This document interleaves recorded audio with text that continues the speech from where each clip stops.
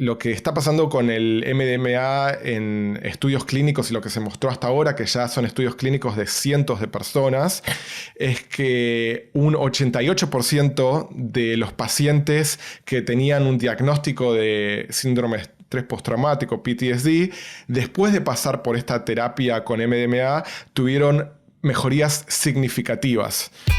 Hola, soy Alex Galvez y esto es Fundadores, el podcast donde me dedico a tener conversaciones con fundadores de startups latinoamericanas para deconstruir sus experiencias, su historia, sus errores y sus aciertos, y así encontrar los aprendizajes, herramientas e inspiración que tú puedes aplicar en tu día a día. Bienvenido.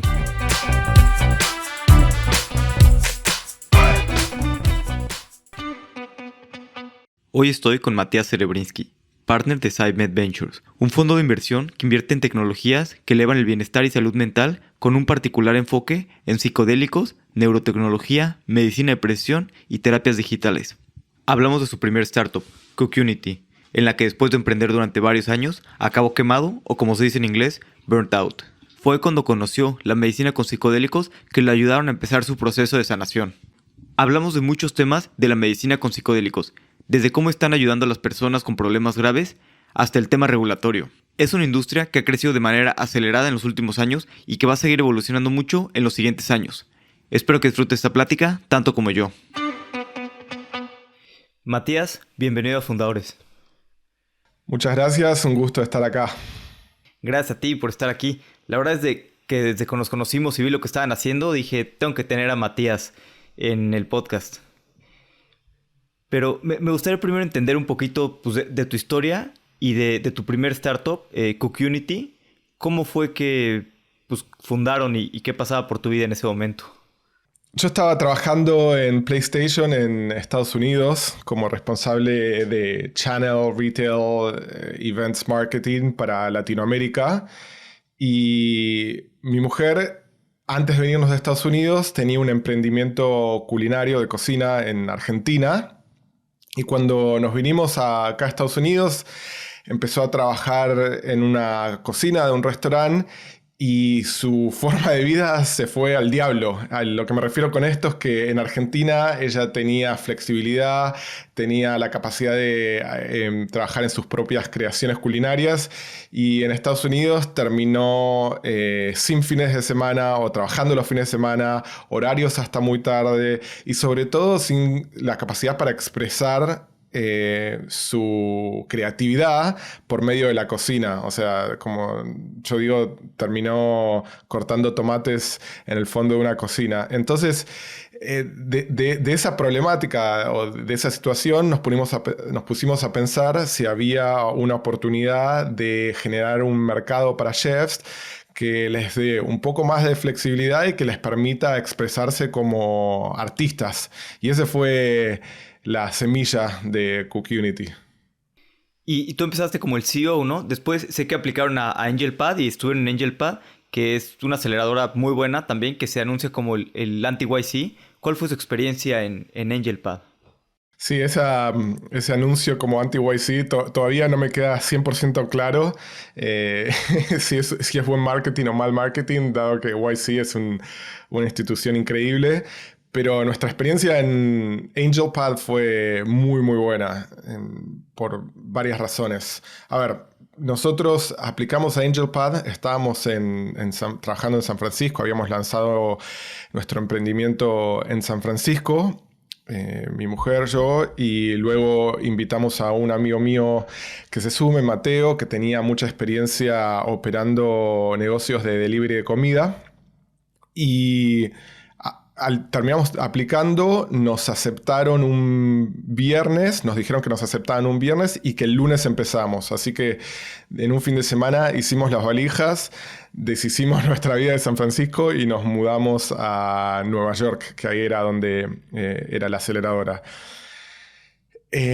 Cosas que saco en limpio de AngelPad.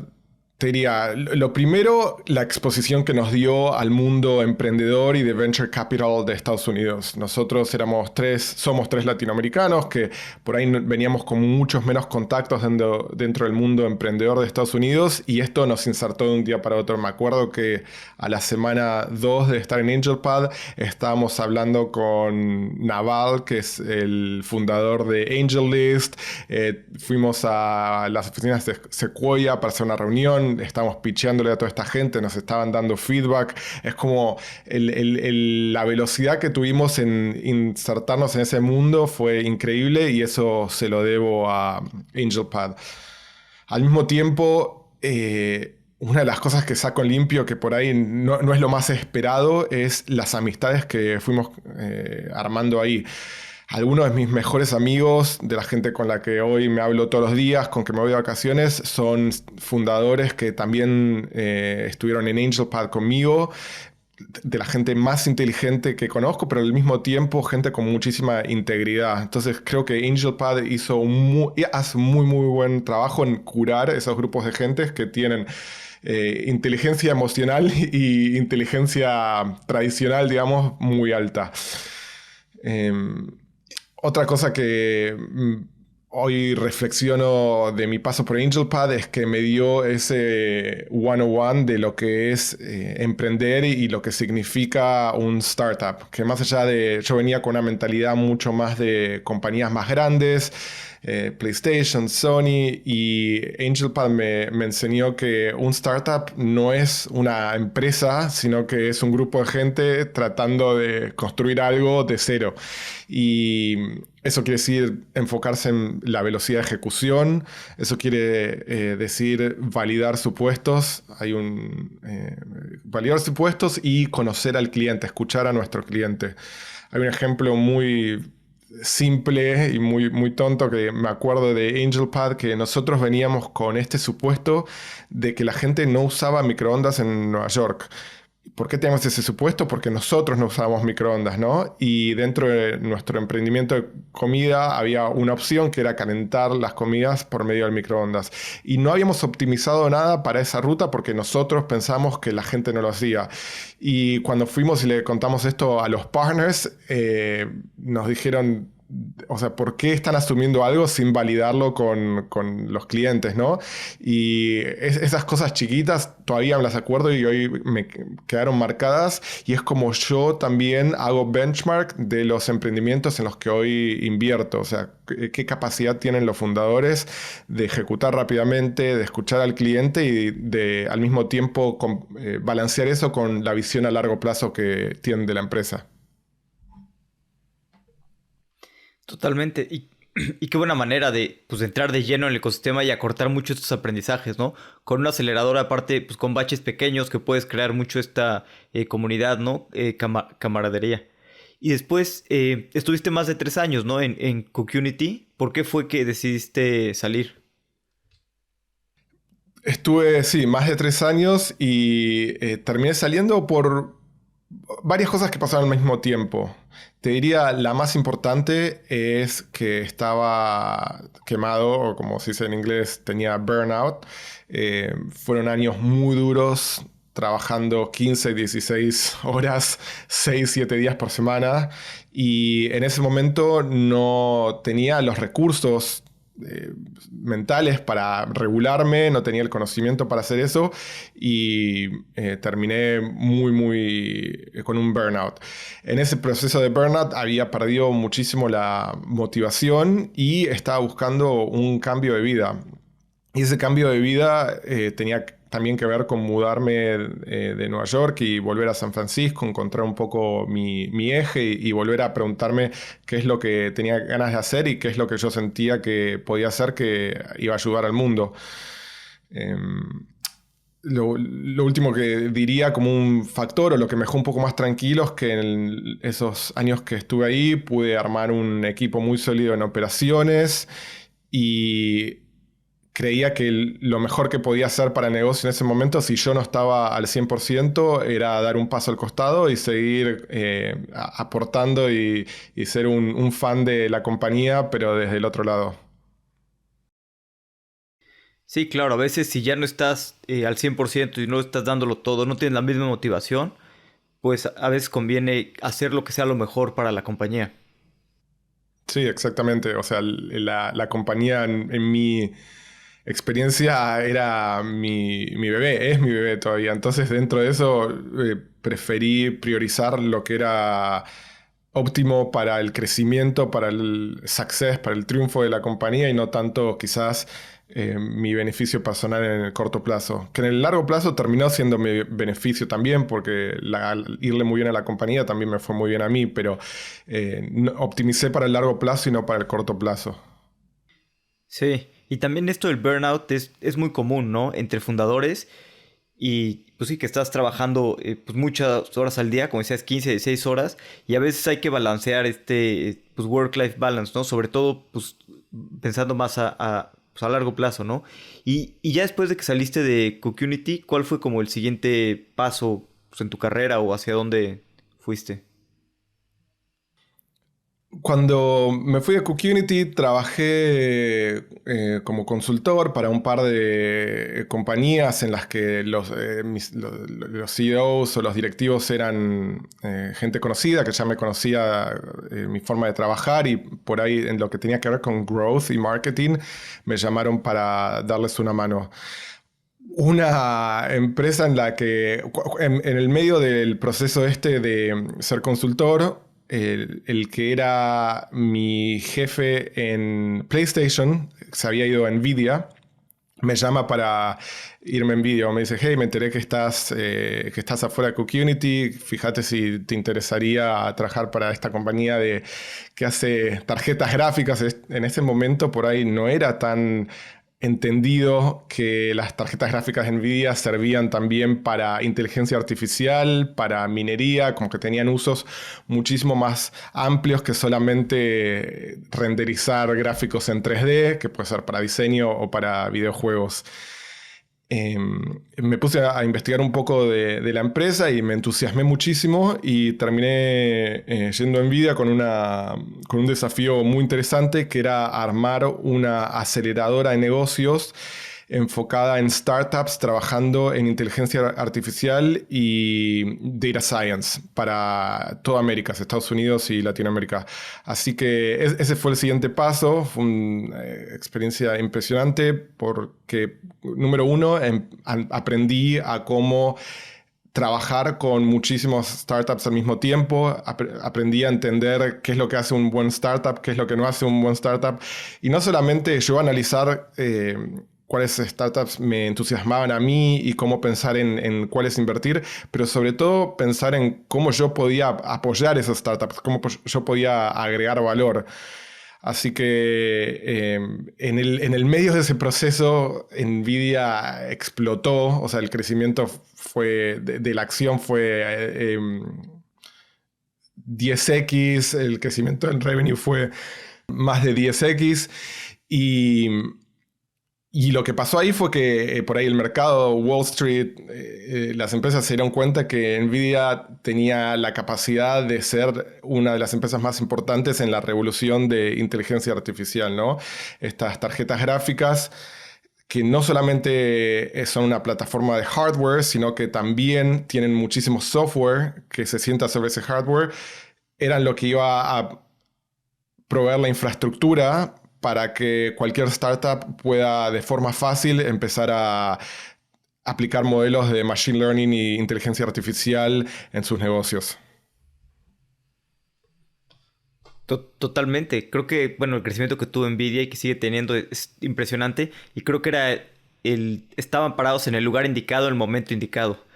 Pero bueno, a pesar de que me encantaría platicar más de Nvidia, me gustaría entender un poquito, pues cómo fue, eso ya lo dejaremos para otra ocasión, cómo fue que te acabaste, pues que te llamó la atención, pues que te acabaste sumando o empezando a explorar todo lo de la industria de los psicodélicos, sobre todo para la parte de salud mental.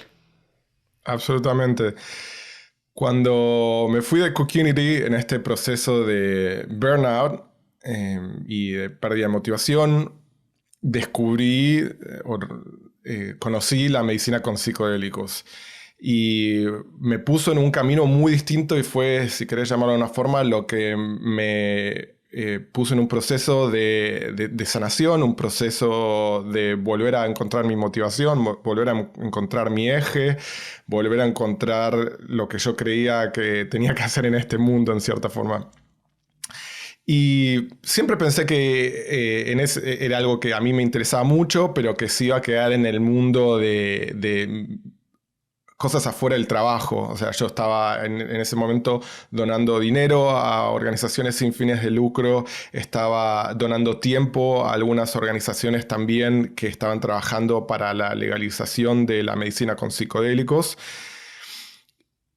Pero lo que pasó hace un par de años es que me di cuenta o empecé a ver que mi pasión por la medicina con psicodélicos y lo que yo creía que esto iba a generar en el mundo estaba convergiendo con mi otro interés, que son los startups, tanto como yo emprendiendo como yo invirtiendo y ayudando a emprendedores. Entonces, cuando tuve esta realización de que estas dos pasiones que tenía estaban convergiendo en un solo lugar, decidí dejar todo lo otro que estaba haciendo y enfocarme 100% en esto. ¿Y cómo fue las primeras veces? ¿Probaste psicodélicos más de forma recreativa o como en terapia? Porque digo, a veces es difícil encontrar los lugares en donde puedes tener pues terapia y que sea de manera más controlada, ¿no? Para tratar burnout, depresión, PTSD, todo esto. Totalmente. No fue de forma recreativa, fue de forma terapéutica. De hecho, fue en un marco lo que se puede llamar ceremonial. Algo que yo siempre digo con esto de recreativo no, y eso es algo que por ahí no es tan entendido dentro de lo que es medicina con psicodélicos. No es que porque alguien tome psicodélicos en forma recreativa puede estar en un proceso de curación. Quizás pasa, pero si fuese así, cualquier persona que lo hace en una rave o en una fiesta estaría curada o estaría en un proceso terapéutico, y no es así. Entonces, mucho de lo que tienen los psicodélicos está relacionado con el set and setting, como se dice, con el marco en el que se hace, con la intención en el que se hace y con los recursos que uno tiene para trabajar ciertos temas en el medio de una terapia con psicodélicos.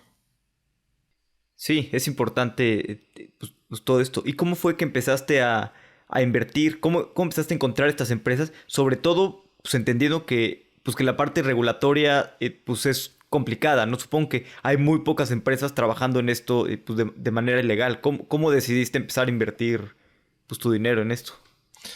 Te sorprenderías, hay hoy en día muchas empresas trabajando de forma legal, y ahora puedo charlar un poco de cómo es el marco regulatorio y legal. Pero el inicio de esto fue... El inicio de esto tuvo que ver con dos iniciativas que arranqué al mismo tiempo. La primera es empezar a hacer angel investments en startups que yo conocía, que me parecían interesantes y que sobre todo tenía mucha admiración por la capacidad de creación y por la integridad y honestidad de los fundadores. Entonces empecé a hacer angel investments y al mismo tiempo con un amigo mío de AngelPad, que había conocido en AngelPad, otro fundador, arrancamos un podcast que se llama Business Trip, que es un podcast de emprendedorismo en el mundo de medicina con psicodélicos, donde empezamos a hablar con distintos players, con distintos fundadores que estaban armando compañías en la industria. Esto lo que nos dio fue, primero, que nos abrió nuestro network muy rápidamente. El podcast también tocó una fibra que por ahí la gente que está interesada en este ecosistema no están encontrando, que es escuchar historias de fundadores, muy relacionado con lo que haces vos también. Y también lo otro que nos dio el podcast fue la capacidad de aprender de forma bastante rápido, porque cuando uno tiene conversaciones con la gente más interesante e inteligente de un área, como que esa capacidad de aprender se acelera, un poco volviendo a lo que me pasó con AngelPad, esa exposición a gente súper experimentada y con buenos insights me ayudó a mí también con mi startup. Entonces, Estaba haciendo angel investments y al mismo tiempo siendo el co-host de Business Trip, el podcast. Totalmente, y déjame meter aquí un comercial. La verdad es que me encanta el podcast, lo he estado escuchando y se volvió ya de mis podcasts favoritos. Y eso que estoy suscrito a pocos porque pues, casi nunca escucho más esporádicos. Y la verdad es que me encantó pues, las historias que cuentan, la música, la producción que tienen. Está muy bien hecho y la verdad es que se lo recomiendo a cualquiera que tenga más interés en esto de psicodélicos. Y después, ¿cómo fue que entonces empezaron a invertir? Pues primero empezaste angel investing de tu propio dinero, entonces. Exactamente, al principio era de mi propio dinero. Después de un tiempo no muy largo me di cuenta que eso no era muy escalable para mis recursos. Y en ese proceso que empecé a invertir, y obviamente como cualquier persona que está apasionado por algo, le estaba contando lo que yo estaba haciendo a mis amigos, a conocidos, a coworkers también. Y mucha gente empezó a entender que había algo interesante acá en base a lo que yo le estaba contando, y me preguntaban si había una forma de co-invertir conmigo, de invertir en los mismos startups que yo estaba invirtiendo. Ahí vimos la oportunidad de arrancar lo que se llama un sindicato de inversionistas en AngelList, un syndicate, y lanzamos el primer AngelList Syndicate enfocado en startups de medicina con psicodélicos. Por medio del syndicate invertimos en 12 compañías ya. Hicimos un deployment de más de $10 millones en startups de medicina con psicodélico. Tuvimos 2 startups que hicieron IPO en el Nasdaq desde que empezamos esto, así que fue una experiencia increíble. Pero en mi experiencia o en mi opinión, lo que más saco de esto fue que por medio del Syndicate tuvimos la oportunidad de generar una comunidad de más de 700 inversores que comparten nuestra pasión por la medicina con psicodélicos y que creen que hay un futuro donde la medicina con psicodélicos tiene la capacidad de curar y generar sanación en muchísima gente. Al mismo tiempo, esta comunidad de inversores no solamente es un asset para nosotros en el sentido que nos da capital para invertir, pero al mismo tiempo es una red de soporte para los startups en los que nosotros invertimos. Yo muchas veces digo que nuestro syndicate, nuestro sindicato es nuestro superpoder, porque cuando un startup de nuestro portafolio tiene una pregunta, un problema, una oportunidad, nosotros tenemos la capacidad de abrir esa pregunta para 700 personas que son psiquiatras, psicólogos, fundadores de empresas de healthcare, fundadores de empresas de salud mental, otros inversores. Entonces, gente con muchísima experiencia que tiene la capacidad de ayudar a estos startups. Sí, totalmente. Y creo que sobre todo la parte de salud mental, se está viendo pues, la importancia de tener más herramientas, ¿no? Ahorita con la pandemia, que tuvimos pues, todos estos problemas con la gente encerrada, empezó a haber una epidemia de salud mental y nos dimos cuenta de que las herramientas que existen actualmente pues, no son suficientes, ¿no? Entonces creo que pues los diferentes psicodélicos que existen pues, son una herramienta más que nos puede ayudar para sobre todo para estos problemas grandes, ¿no? De depresión, PTSD. Pero pues, me gustaría entender un poquito mejor el marco legal. Digo, no sé mucho yo, pero entiendo que la terapia, pues solamente hay terapia que es legal con ketaminas, ¿no? O con MDMA también. ¿Cómo es un poquito el marco legal de los tratamientos con psicodélicos? Las startups que nosotros invertimos quizás se pueden dividir en dos. Unas tienen que ver más con desarrollo de software y tecnología que va a proveer la infraestructura para los negocios de medicinas con psicodélicos. Y después el otro tipo de startups en las que nosotros invertimos son startups de biotecnología o biofarma que están desarrollando o trayendo estos psicodélicos al mercado.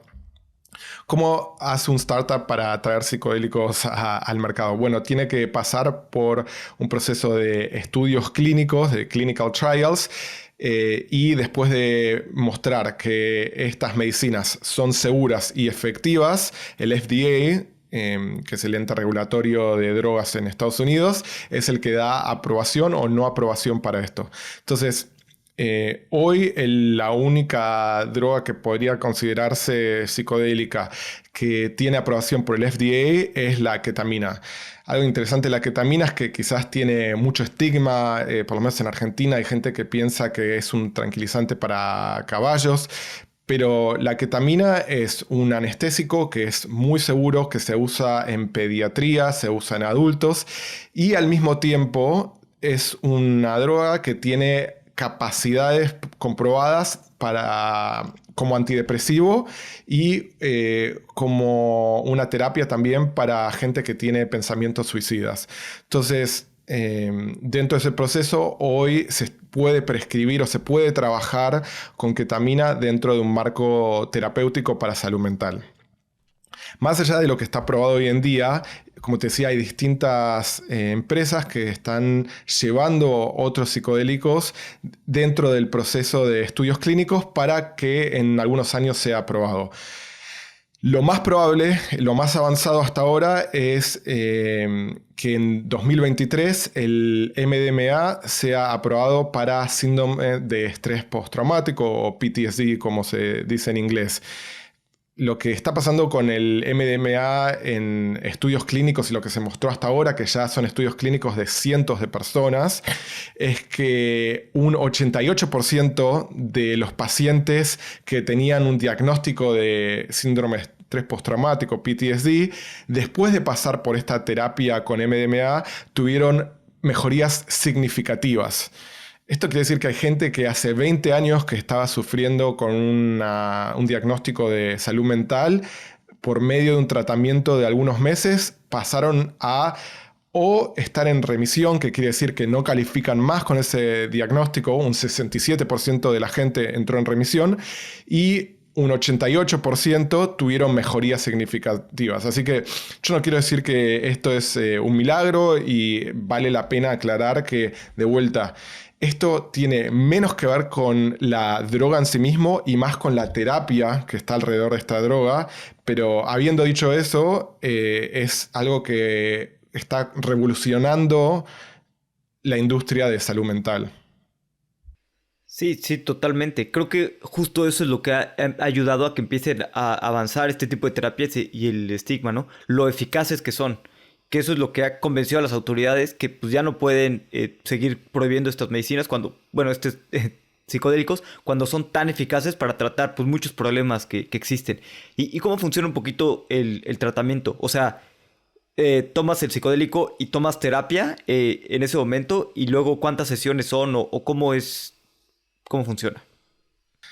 Algo muy interesante de esta revolución de medicina con psicodélicos es que también está cambiando cómo el FDA aprueba distintos medicamentos o drogas, porque generalmente el paradigma más entendido es que una farmacéutica o una empresa de biotecnología trae una droga al mercado, alguien toma esa droga y se cura o no se cura en cierta forma.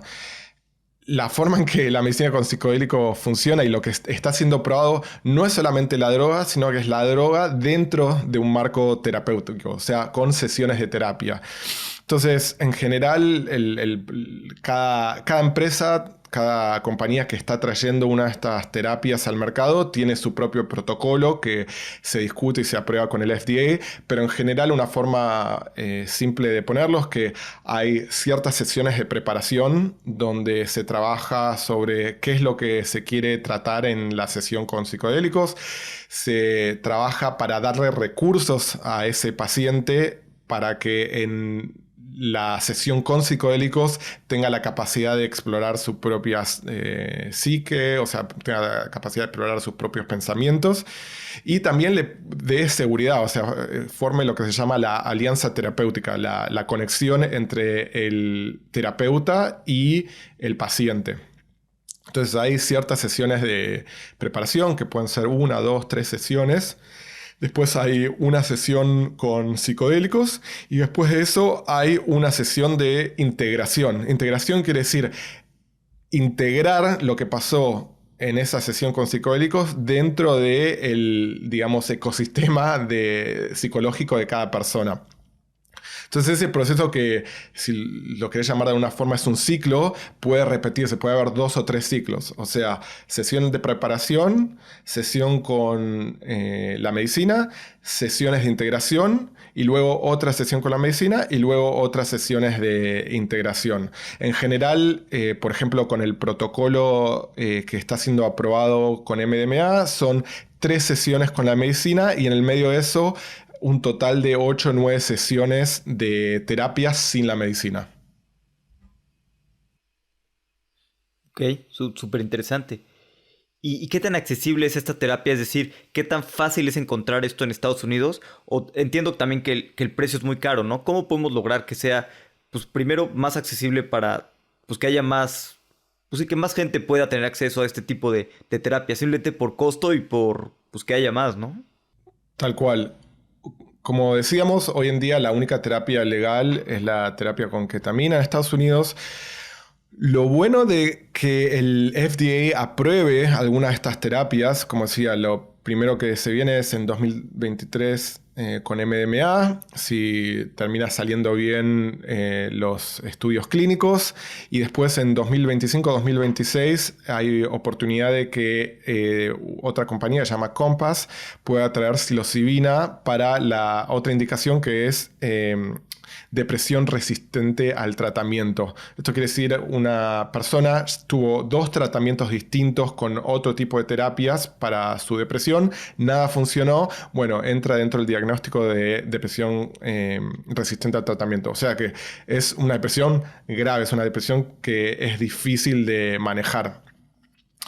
Entonces, cuando el FDA apruebe esto, uno de los beneficios es que los distintos aseguradores, las distintas aseguradoras de salud dentro de Estados Unidos, Medicare, Medicaid o también empresas privadas de aseguro de salud, van a empezar a cubrir estas terapias. Entonces, definitivamente va a ser mucho más accesible para gente que no tiene la capacidad de cubrirlo de su propio bolsillo, pero las aseguradoras de salud pueden hacerlo. Ese es, te diría, el factor número 1 que va a hacer que estas terapias sean más accesibles. Pero después hay otras oportunidades para bajar los costos. La tecnología es una fuerza deflacionaria, entonces yo creo que va a haber muchas oportunidades para que la tecnología encuentre una intersección con la medicina con psicodélicos y pueda traer una baja de costos. ¿Cuáles son algunos ejemplos de lo que estoy diciendo?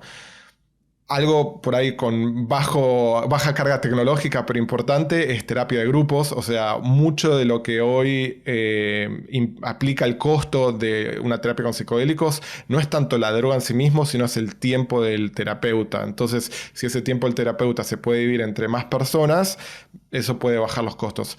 También mucho de la tecnología tiene que ver con, por ejemplo, monitorear un paciente que está en una experiencia con psicodélicos sin necesidad de que una persona está en la misma habitación o que un médico, una médica, un enfermero, una enfermera puedan monitorear varios pacientes al mismo tiempo por medio de inteligencia artificial, de computer vision. Esto es muy accesible. Y al mismo tiempo hay oportunidades de tecnología en cuanto a software que pueda trabajar en la preparación y en la integración, aumentando el trabajo de un terapeuta. Quiere decir, quizás enviando preguntas que se puedan responder por mail o por mensaje de texto. Quiere decir, enviando ciertos ejercicios o actividades que se pueden hacer sin necesidad de que el terapeuta esté ahí. Así que hay muchas oportunidades para lo que tiene que ver con software, generando baja de costos en la medicina con psicodélicos. Totalmente. Y no había pensado eso. También las horas hombres en Estados Unidos son muy caras. Y bueno, pues si tomas algún psicodélico y dura 5 horas, 6 horas, 7 horas, pues tienes que tener a alguien ahí supervisando todo este proceso. Y bueno, ustedes tienen un fondo, ¿no? Que invierte en emprendedores, pues resolviendo, bueno, emprendedores en psicodélicos, medicina. Ahorita me dices cómo son, creo que 20 millones. Y una pregunta, ¿están viendo nada más Estados Unidos o están también volteando a ver pues, emprendedores en otros lugares. Digo, bueno, obviamente Canadá seguramente, pero no sé, supongo que habrá estudios o cosas que se estén haciendo también en otros lugares. Vi que había también de cosas de Evoga en algunas partes del Caribe. Sí, absolutamente.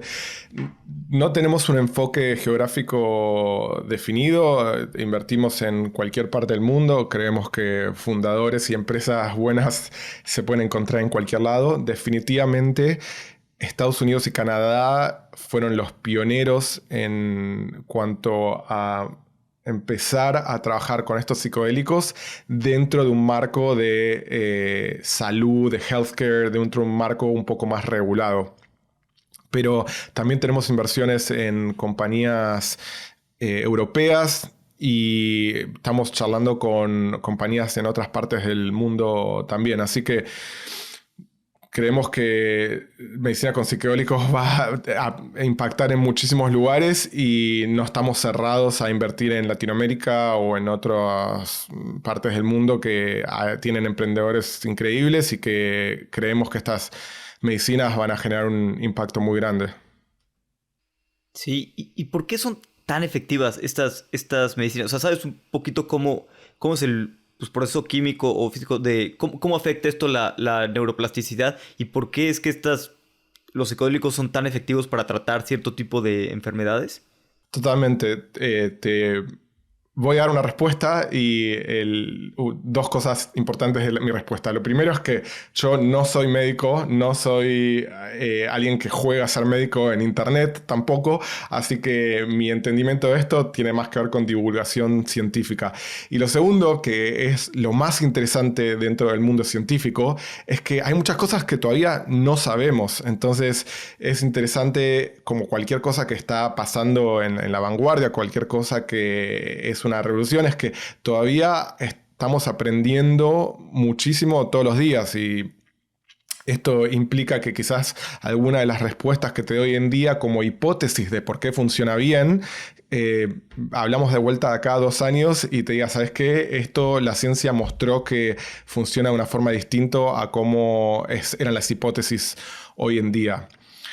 Lo que sí sabemos es que funciona y para el FDA y para que esto sea aprobado muchas veces no se pregunta tanto cómo funciona, sino que si funciona y si es seguro, ¿no? Esas son las dos preguntas que el FDA hace.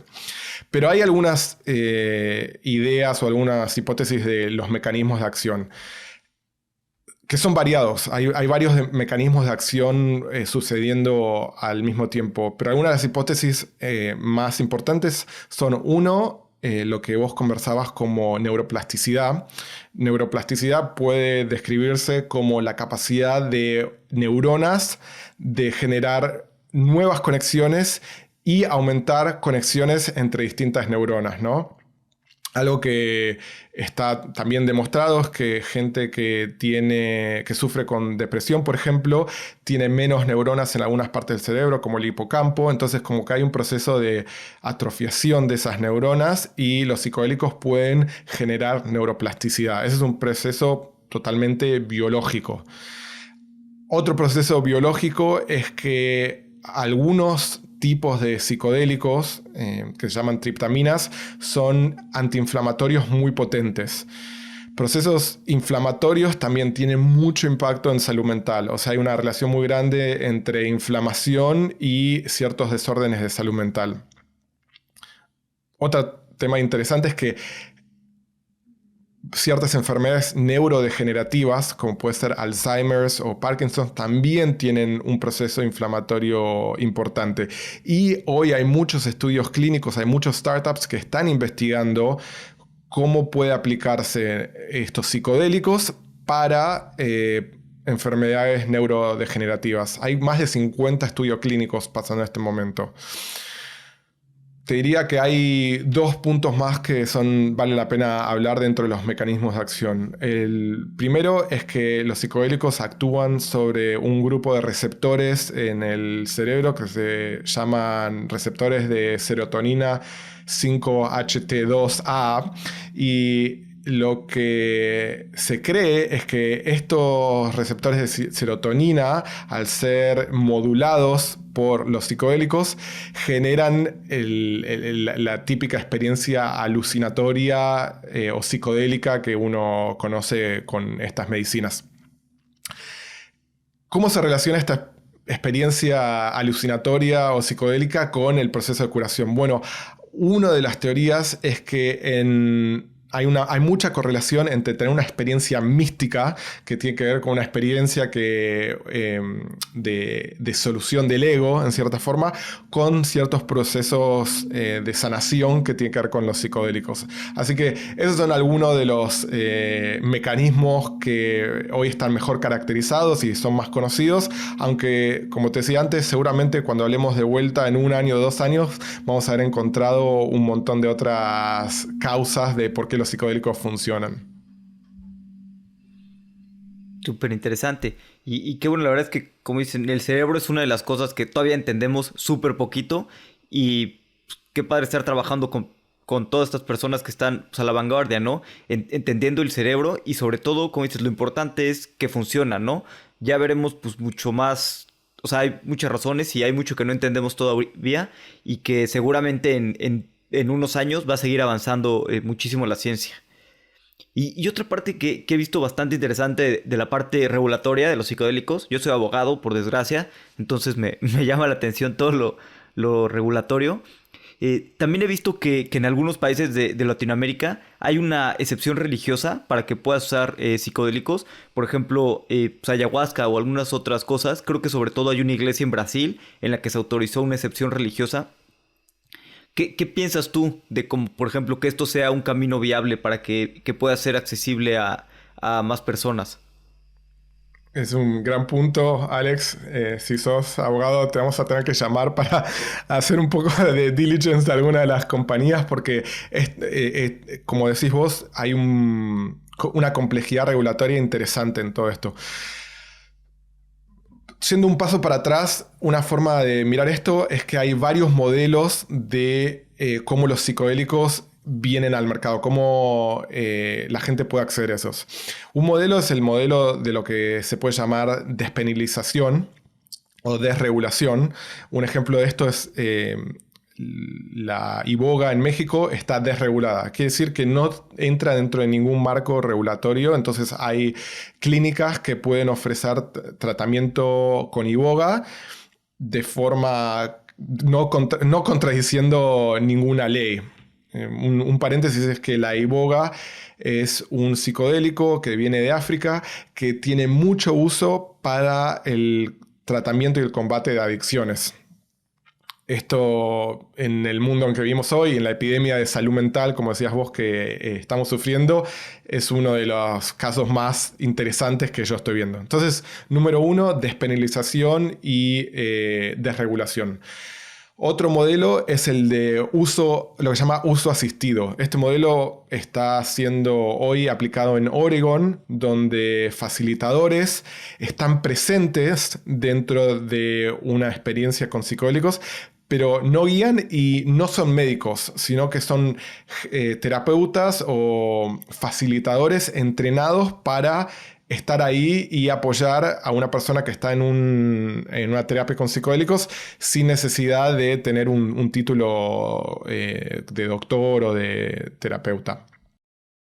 Otro modelo que es, por ejemplo, el que pasa en Holanda, es un marco regulatorio un poco más laxo, donde se pueden comprar trufas. Trufas son el fruto que crece abajo de la tierra de los hongos, y estas trufas tienen un componente activo que se llama psilocibina, que es el mismo componente activo de los famosos hongos mágicos. Entonces, el modelo de Holanda es otro modelo distinto, y al que vos te referías es el modelo de iglesias o el modelo religioso.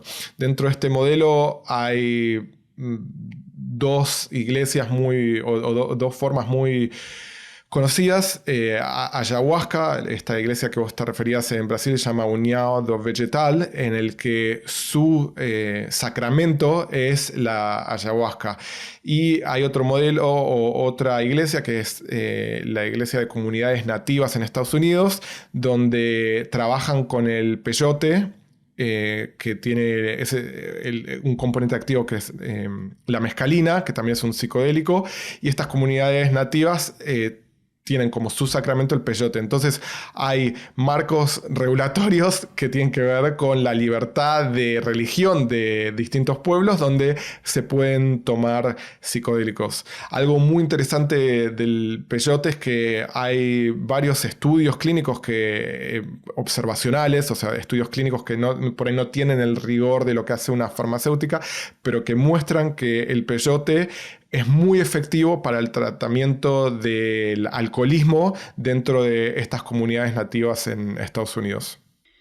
Qué interesante y qué padre pues estar justo en todos estos temas, ¿no? Que son lo más nuevo de lo que está sucediendo en la ciencia, en estos aspectos, y que está avanzando, ¿no? Rápidamente. Digo, por desgracia, muchos años se prohibieron, pero también si nos vamos 100 años atrás, eran permitidos, ¿no? Se hizo mucho, pues esto de que los diabolizaron pues no sé, de unos años para acá, de los años 60, 70, pero antes eran permitidos, ¿no? Como otras, pues, cientos de sustancias que hemos usado para otro tipo de medicinas y a final de cuentas, pues son herramientas, ¿no? Sobre todo creo que es darle más herramientas a los psicólogos para que podamos tratar las enfermedades de salud mental.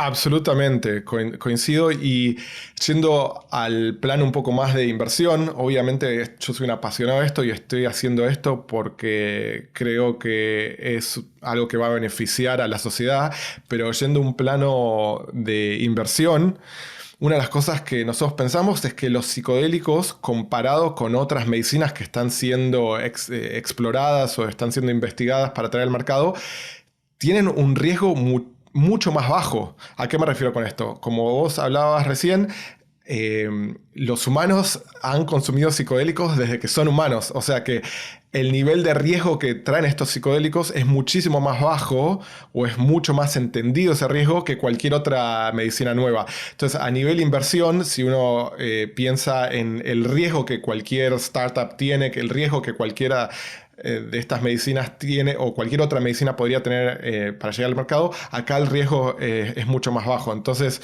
dentro de eso creemos que hay un edge o hay una oportunidad también de inversión muy importante. Y francamente no somos los únicos que hemos visto esto. Hoy muchos de los inversores más importantes en Silicon Valley también están invirtiendo en algunos de estos startups. Quizás nosotros empezamos antes, pero hoy mucha más gente se está dando cuenta de esto. Steve Jurvetson, que fue uno de los inversores de SpaceX y Tesla, invirtió en algunos startups de software con psicodélicos. Nosotros coinvertimos con Peter Thiel. Hay una compañía, un VC muy importante que se llama 50 Years. Gary Tan, que tiene un fondo que se llama Initialized, que invirtió en Reddit, en Coinbase, en Opendoor, en Rippling, también coinvirtió con nosotros. Entonces, de a poco, por ahí el establishment de VC está acostumbrándose a la idea que acá hay una oportunidad que va a traer rendimientos para los inversores y al mismo tiempo va a ser positivo para el mundo. Yo lo veo muy similar a lo que hoy está pasando con Climate Tech, ¿no? Que hay muchos inversores que se están metiendo porque ven la intersección de lo que es bueno para los accionistas y lo que es bueno para el mundo. Totalmente. ¿Y qué sigue para la industria? Tú que estás tan metido, ¿hacia dónde ves que se dirigen los siguientes 2, 3 años? O 5 años, el tiempo que tú digas. Creo que de vuelta, volviendo a la premisa de que estamos en una crisis de salud mental, cuando hay una crisis hay oportunidades de traer soluciones. Entonces, dentro de ese proceso va a haber muchísima innovación. ¿Dónde vemos algunas de las innovaciones nosotros? La primera es la generación 2.0 o 3.0 de psicodélicos. O sea, hoy están los psicodélicos más caracterizados, pero esos psicodélicos no son perfectos. Un ejemplo de lo que vos dabas de esto de hablar de que no son perfectos es que la duración de un trip, de un viaje, por ahí es de 5, 6, 7 horas. Quizás para traerlas a un marco más común dentro del mundo de la salud mental o dentro del mundo de healthcare en general, del cuidado de la salud, hay oportunidades de bajar el tiempo de la duración de ese viaje. Otras oportunidades tienen que ver con hacer estas drogas más seguras, que una persona que quizás tiene algún riesgo cardíaco las pueda tomar. Otras oportunidades con generar mayor neuroplasticidad. Entonces, un lugar muy interesante donde vemos innovaciones es con psicodélicos 2.0 y 3.0. ¿A qué me refiero con 2.0? Quizás a que los mecanismos de delivery, los mecanismos en los que esas drogas llegan al cuerpo, sean optimizados, y a 3.0 me refiero más a estas nuevas generaciones de psicodélicos que están solucionando algunos de los problemas que la primera generación tiene, que como cualquier tecnología, ¿no? Hay un proceso de innovación incremental. También vemos oportunidades en la intersección de psicodélicos con psiquiatría de precisión. ¿A qué me refiero con esto? Cada persona es un mundo distinto y esto pasó mucho con oncología, con el tratamiento de cáncer, donde se empezó a identificar el genotipo y el fenotipo de un cáncer de una persona en un lugar específico del cuerpo y cómo eso afectaba la biología de ese cáncer y el tratamiento que había que hacer. Creemos que lo mismo va a pasar con la medicina con psicodélicos. En la medida que podamos generar tratamientos individualizados, vamos a tener muchísimo más éxito. Así que eso dentro de la terapia con psicodélicos son algunos de los ejemplos de innovaciones que van a venir en los próximos años. Pero también en este proceso de entender mejor a nuestro cerebro, creemos que hay oportunidades y empezamos a ver oportunidades afuera de los psicodélicos que también estamos invirtiendo y estamos conociendo startups súper inspiradoras. Algunos ejemplos de esto tienen que ver con la neurotecnología o la neuromodulación. Y algunos ejemplos de esto son ciertas tecnologías que permiten activar las mismas partes del cerebro que son activadas por los psicodélicos, pero mediante energías. ¿A qué me refiero con energías? No es un término espiritual, sino que me refiero a energía magnética, me refiero a ultrasonido, me refiero a corrientes eléctricas que modulan exactamente las partes del cerebro que también son moduladas por los psicodélicos. Entonces, yo creo que lo que pasó con oncología en los últimos 20, 30 años, donde hubo una revolución de los distintos tipos de tratamientos y hubo mucha inversión, va a pasar dentro del mundo de salud mental y de nuestro entendimiento del cerebro. Vamos a estar hablando acá 5 o 10 años y el tipo de terapias en el que vamos a tener no tiene nada que ver con lo que hoy se usa para tratar desórdenes mentales. Qué interesante. Sin duda me emociona mucho todo lo que está avanzando la industria y hacia dónde va. Sin duda en los siguientes años va a haber muchos avances en todo esto. Pero bueno, vamos a pasar a la última parte, que es la serie de preguntas de reflexión. Las preguntas son cortas y las respuestas pues como tú quieras.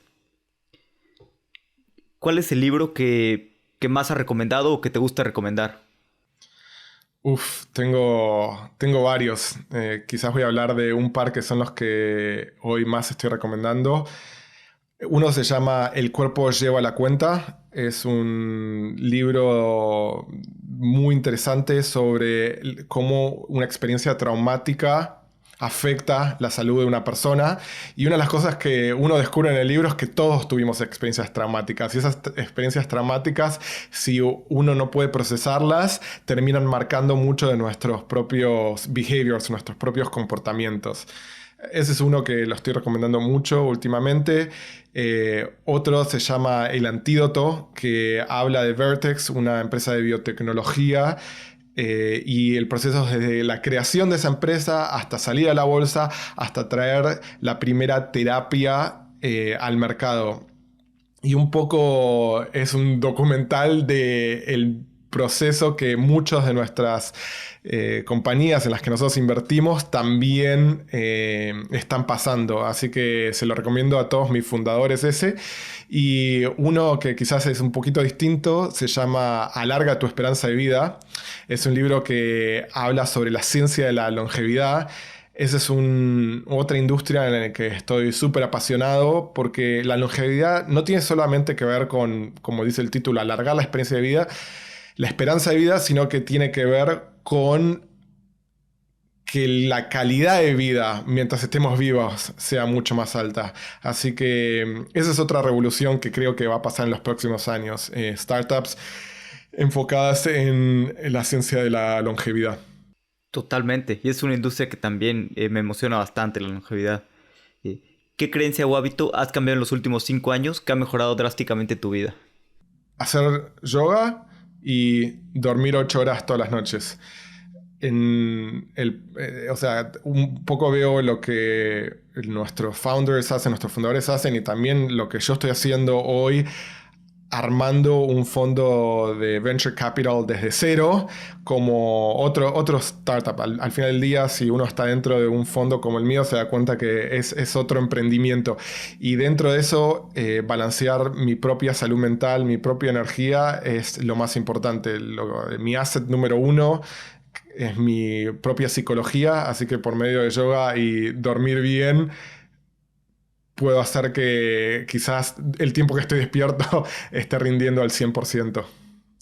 De acuerdo. Sí, creo que cuidarse a uno mismo es la mejor manera de rendir más, ¿no? Por así decirlo. Eh, ¿Tienes una opinión que poca gente comparta? ¿O algo que pienses que la mayoría de la gente piense distinto? Creo que algo que la mayoría de gente no está pensando es que los principales problemas de nuestro mundo, tanto del cambio climático, salud mental, como otros riesgos existenciales, lo que llamar, están causados por una crisis de desconexión. Esa crisis de desconexión es con nosotros mismos, o sea, cómo estamos o no estamos conectados con lo que nos está pasando nosotros mismos, una crisis de desconexión con nuestra comunidad, con la gente que nos rodea, una falta de empatía y una crisis de desconexión con el planeta. Esto de entender que este mundo que vivimos es parte nuestro y nosotros somos partes de este mundo. Así que no sé si la gente no lo comparta, pero creo que la mayoría de gente no tiene esta idea como el factor principal de los problemas que hoy estamos sufriendo como sociedad. Sí. ¿Hay algún momento que sientas que haya sido central en la formación de lo que crees hoy en día? Definitivamente mi experiencia como emprendedor. Uno de los principales assets que hoy tengo como inversor es mi capacidad de entender y respetar a cualquier emprendedor.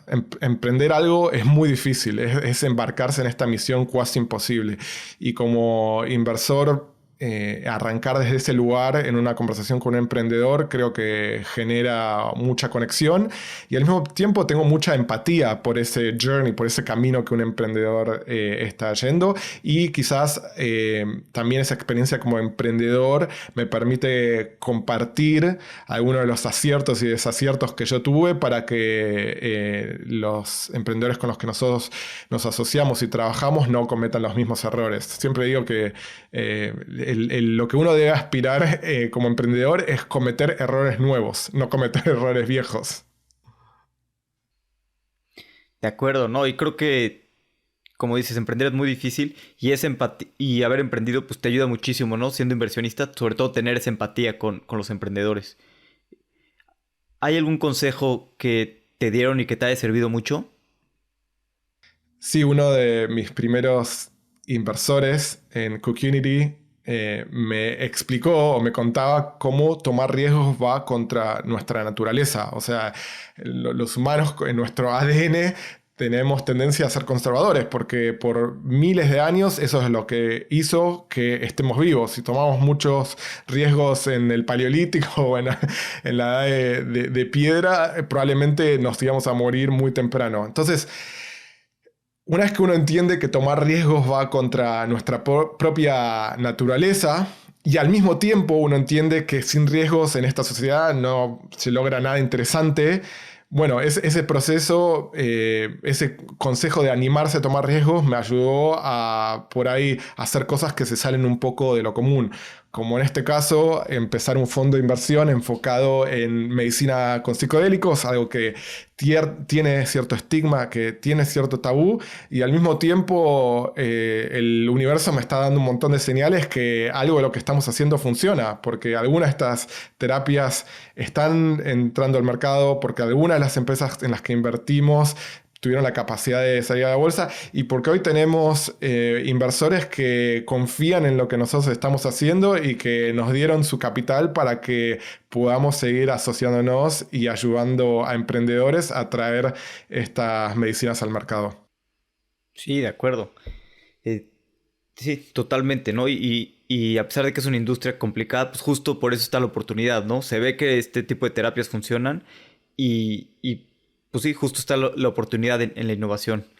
Matías, ¿dónde podemos saber más de ti, saber más de SciMed? Si alguien quiere invertir en el fondo o emprendedores que estén trabajando en psicodélicos, ¿cómo pueden contactarte?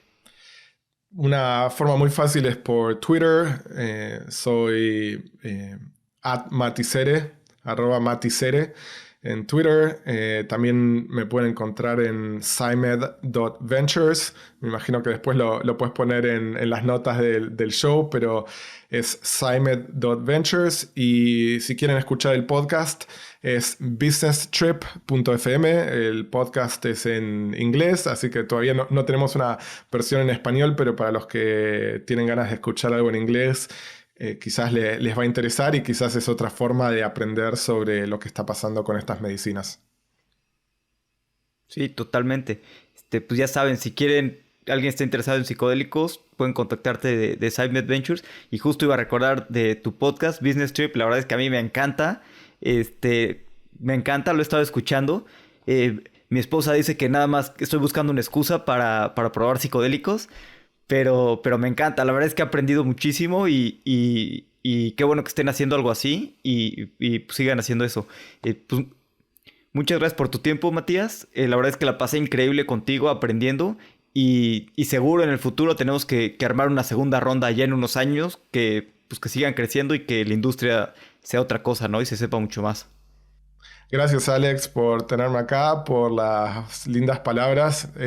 Lo que hacemos con el podcast es una obra de pasión, así que me sirve muchísimo eso, y sobre todo gracias por contar la historia de emprendedores en Latinoamérica. Es algo súper importante. Gracias a ti. Si quieres saber más del tema de medicina con psicodélicos, te recomiendo escuchar Business Trip. Es un podcast muy divertido y lleno de información para aprender de la industria. Te recuerdo que Spotify activó recientemente una opción para que puedas calificar los podcasts. Me ayudaría mucho si me pones 5 estrellas. Y muchas gracias a los que ya lo hicieron. Como siempre, gracias por escuchar.